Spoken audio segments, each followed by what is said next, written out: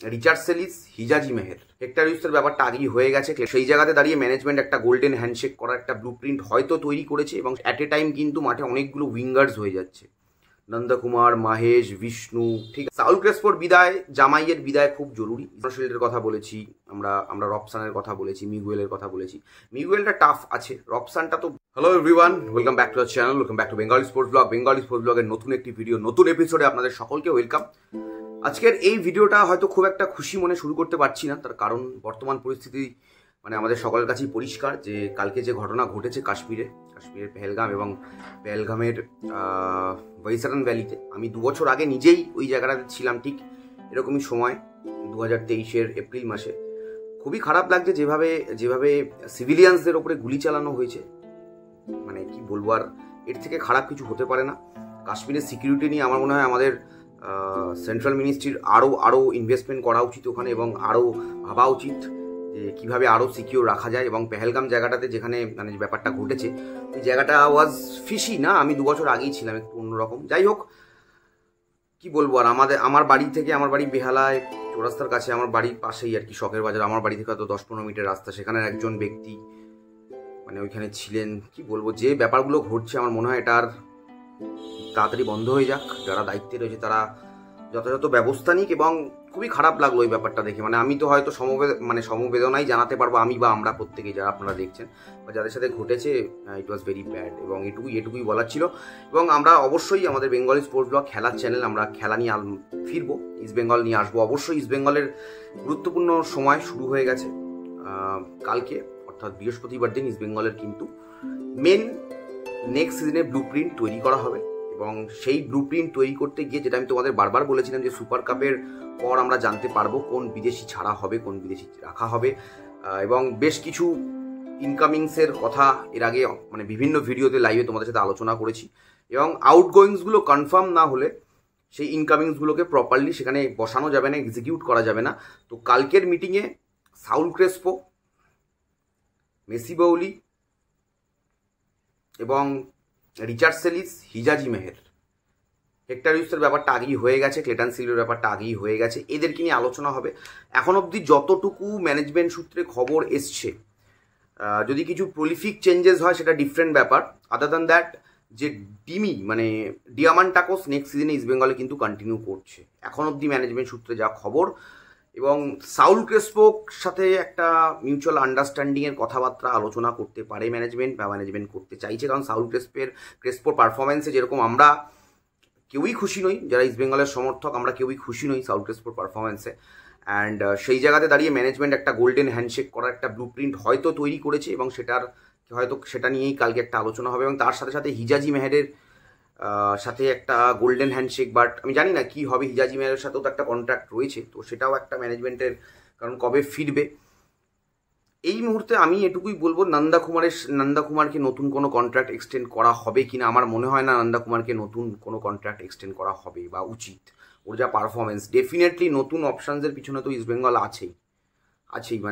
Winger east Bengal খুঁজছে, এবং সেই স্ট্র্যাটেজিটাই দেখা হবে। যেহেতু আমাদের আগের দিন আমরা ম্যাচে দেখেছি অ্যাট এ টাইম কিন্তু মাঠে অনেকগুলো উইঙ্গার্স হয়ে যাচ্ছে, নন্দকুমার, মাহেশ, বিষ্ণু, ঠিক আছে। তো সেই জায়গাতে আমাদের সেন্ট্রালি খেলার আরও ভালো প্লেয়ার দরকার। মিডফিল্ডের সেই কোনো টাইমেই সাউল ক্রেসপোর ইঞ্জুরি থাকুক বা কয়েকটা ম্যাচ সৌভিক চক্রবর্তী ভালো খেলেছে, আমি বলবো কয়েকটা ম্যাচ, খুব বেশি ম্যাচ নয়।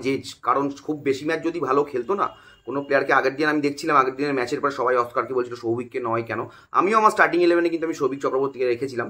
এবার সৌভিক চক্রবর্তী খেললেই যে ইস্ট বেঙ্গল দারুণ খেলে এরকম কোনো ব্যাপার নয়। আমরা কিন্তু চ্যালেঞ্জ লিগের কোয়ার্টার ফাইনাল দেখেছি ওই ম্যাচে সৌভিক চক্রবর্তী একটা সিলি ফাউল করলো, আগের দিন যেরকম সিলি ফাউল আনোয়ার করেছিল। এনিওয়ে, তো সেই জায়গা থেকে পুরোপুরি ইস্ট বেঙ্গলের এই মুহূর্তে দাঁড়িয়ে রয়েছে কালকের মিটিংটার ওপরে। এবং সেইখানে থংবয় সিংটো, ইমামির তরফ থেকে বিভাস আগরওয়াল, এবং অবশ্যই ইস্ট বেঙ্গল জনতার ফ্যান ফেভারিট অময় ঘোষাল, এবং তার সাথে সাথে ইস্ট বেঙ্গলের হেড কোচ অস্কার ব্রুজো থাকার কথা। ইস্ট বেঙ্গল ক্লাবের তরফে, যেহেতু ইস্ট বেঙ্গল ক্লাবের লোকেরাও তো এই ইমামির যে ইমামি ইস্ট বেঙ্গল যেটা, সেইখানে তারা পদে রয়েছেন, তারা সেখানে থাকবেন কিনা আমরা জানি না, তবে আশা করছি তারাও থাকবেন।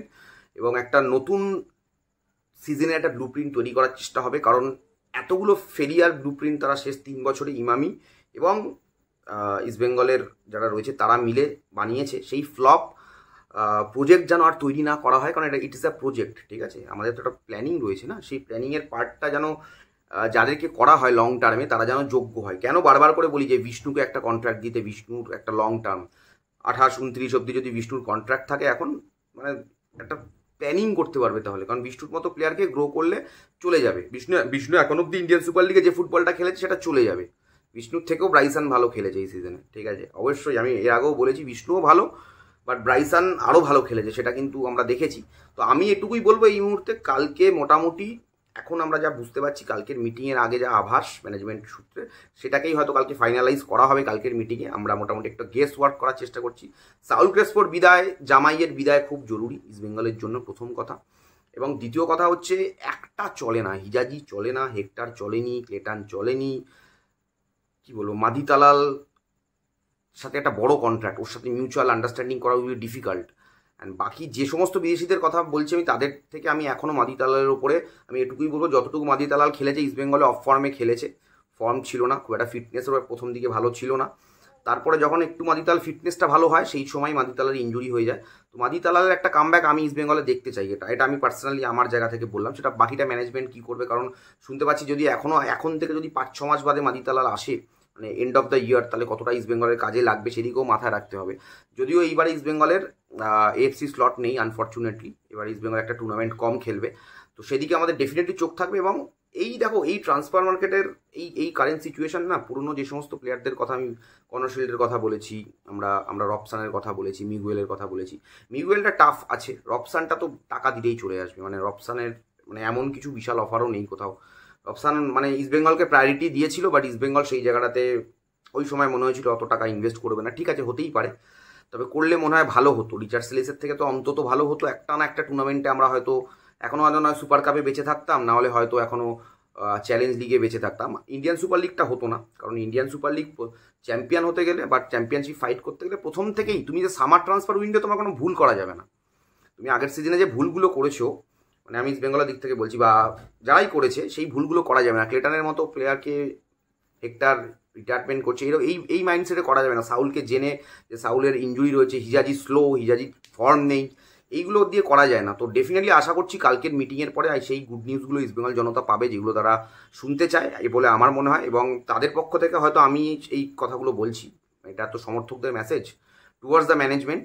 এবং এটুকুই বলবো, নেক্সট সিজনে যেন সত্যিকারের ভালো বিদেশি, ফিট বিদেশি নিয়ে আসা। কারণ ইন্ডিয়ান সুপার লিগে এখন অব্দি যদি তুমি ইস্টবেঙ্গলের বিদেশি কোটাগুলো দেখো, প্রতিটা সিজনের শেষ যখন শ্রী সিমেন্ট ছিল তখনও মানে 5-6টা বিদেশির মধ্যে ইস্টবেঙ্গলে কিন্তু 2-3টে বিদেশি এমন থেকেছে প্রতিটা সিজনেই, যারা একদম কেরিয়ারের এন্ডে প্রতিটা সিজনেই, যখন তোমার কার্লোস কোয়াদ্রাত নিয়ে এলো যে একজন মেন প্লেয়ারকে, ভিক্টর ভাস্কেস তো রিটায়ারমেন্ট থেকে এলো, আবার এসে খেলে রিটায়ারমেন্ট করে নিল।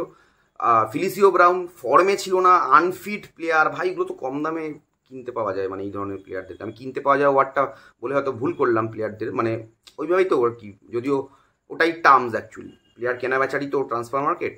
তো যাই হোক, তো সেটাই বলবো, তো সেই জায়গাগুলো করবে না এবং একটা ভালো টিম বিল্ড হবে, সেই গুড নিউজ আশা করছি নিয়ে কালকে আপনাদের সকলের সামনে আসতে পারবো। এবং মোহনবাগান নিয়ে যারা প্রশ্ন করছো, মোহনবাগান নিয়ে আমি কিন্তু একটা আলাদা ডেডিকেটেড ভিডিও বানিয়েছি, সেইখানে তোমাদের অনেক কমেন্ট পেয়েছি, ডিমিকে নিয়ে একটা আমি বক্তব্য রেখেছিলাম। পরবর্তীতে দেখা যাক, আশা করছি তোমরা আমার পুরো ভিডিওটা দেখেছো, ওই ভিডিওটা আমি কি বলতে চেয়েছি। এবং এই ভিডিওটাও, আমার ভিডিওগুলো পুরোটা দেখো, টাইটেল আর থাম্বনেল দেখে না অনেকে চলে যায়, টাইটেল থাম্বনেল দেখে চলে যেও না।